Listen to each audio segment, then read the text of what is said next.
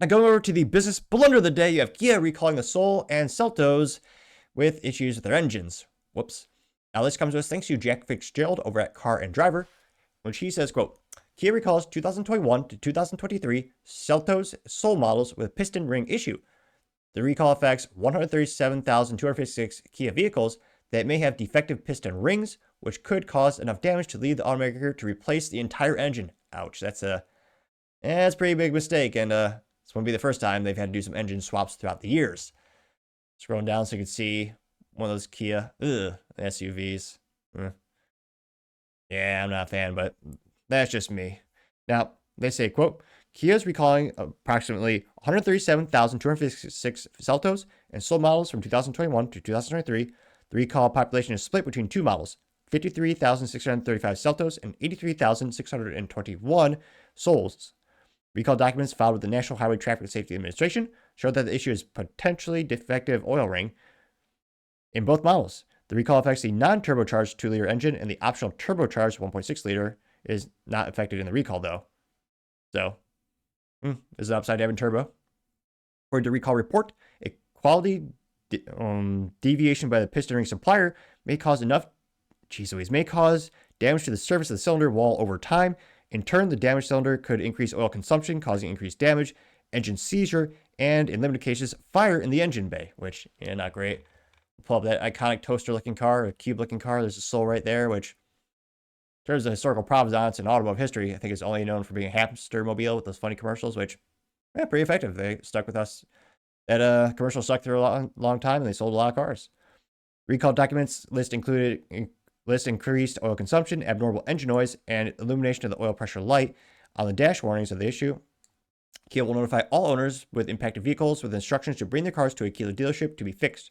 The recall documents show that Kia will inspect each engine, replacing those with the damaged cylinder walls. The dealers will also install piston ring. Now, this is kind of interesting in terms of tech. They're going to install piston ring noise sensing software as a preventive measure, which I usually belabor how much I hate technology in vehicles, even though ironically I work in technology. Just because with every bell and whistle you add to the car, it's more things that can break, and there's a reason there's more recalls now than ever before in the auto industry. But the fact that they can actually update the software to listen to that and catch it before it becomes a big issue, the nerd in me likes that. That's a pretty cool thing to do. Now, they say the automaker will also reimburse owners for the repair expenses related to the recall if they have already occurred. Kia dealerships will already been notified of the recall, with the automaker making plans to begin owner notifications April 4th. Or just tune into the Topping Show, where we usually catch the recalls a month or two before they send out the physical pieces of paper in the mail. They say any owners worried about their car involved can check the NHTSA website beforehand with their vehicle's VIN number. Which, again, Kia, for decades they were compared to bobsleds in terms of reliability or lack thereof. But ever since the Germans fixed Kia and Hyundai, same company, well, I say Germans, German executive leadership left Volkswagen over to go to Kia Hyundai, they've come leaps and bounds in terms of reliability and still have the best warranty, which again is unprecedented for the industry. It's like 10 years, 100,000 miles, again, on the powertrain, which again is also the most important part of the vehicle. They still have the best warranty, bar none. But again, this is the issue when you have subcontractors and suppliers. And again, it's the most complex thing we'll ever buy in our life for most of us. A vehicle has between 10,000 and 30,000 components.